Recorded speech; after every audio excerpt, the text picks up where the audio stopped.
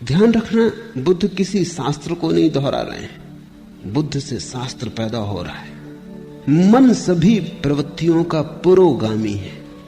कोई भी वृत्ति उठती है, राह पर तुम खड़े हो, एक सुंदर कार निकली, क्या हुआ तुम्हारे मन में? एक छाप पड़ी, एक काली कार निकली, एक प्रतिबिंब गूंजा।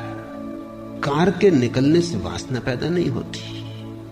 अगर तुम देखते रहो और तुम्हारा देखना ऐसा ही तटस्थ हो जैसे कैमरे की आंख होती, कैमरे के सामने से भी कार निकल जाए, वो फोटो भी उतार देगा, तो भी कार खरीदने नहीं जाएगा और न सोचेगा कि कार खरीदनी है। अगर तुम वहां खड़े हो और कैमरे जैसी तुम्हारी आंख है, तुमने सिर्फ देखा, काली कार गुजर गई, चित्र बना गया, एक छाया आई गई, कुछ भी कठिनाई नहीं है। लेकिन जब ये काली छाया कार की तुम्हारे भीतर से निकल रही, तब तुम्हारे मन में एक कामना जगी, ऐसी कार मेरे पास हो।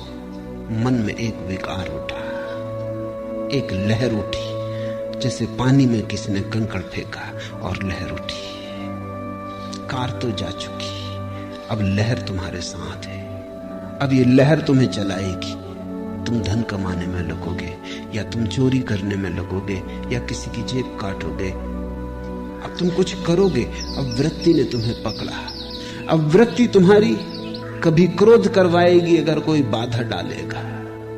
अगर कोई मार में आएगा तो तुम हिंसा करने को उतारू हो जाओगे, मरने मारने को उतारू हो जाओगे। अगर कोई सहारा देगा तो तुम मित्र हो जाओगे, कोई बाधा देगा तो शत्रु हो जाओगे। अब तुम्हारी रातें इसी सपने से भर जाएंगी।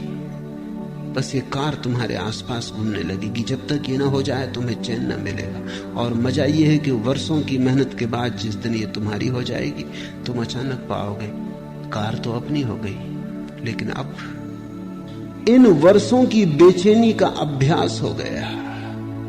अब बेचैनी नहीं छोड़ती। कार तो अपनी हो गई, लेकिन बेचैनी नहीं जाती, क्योंकि बेचैनी का अभ्यास हो गया। अब तुम इस बेचैनी के लिए नया कोई यात्रा पथ खोजोगे। बड़ा मकान बनाना है, हीरे जवाहरात खरीदने हैं। अब तुम कुछ और करोगे, क्योंकि अब बेचैनी तुम्हारी आदत हो गई। और अब इस बेचैनी का तुम क्या करोगे?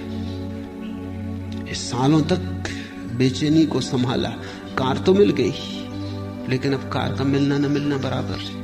अब ये बेचैनी पकड़ गई। इसलिए तो धनी बहुत लोग हो जाते हैं और धनी नहीं हो पाते, क्योंकि जब वे धनी होते हैं तब तक बेचैनी अभ्यास का हो गया उसका। जब तक धनी हुए तब तक चैन से ना रह सके। सोचा कि जब धनी हो जाएंगे तब चैन से रह लेंगे, लेकिन चैन कोई इतनी आसान बात है? अगर बेचैनी का अभ्यास घना हो गया तो धनी तो तुम हो जाओगे, बेचैनी कहां जाएगी?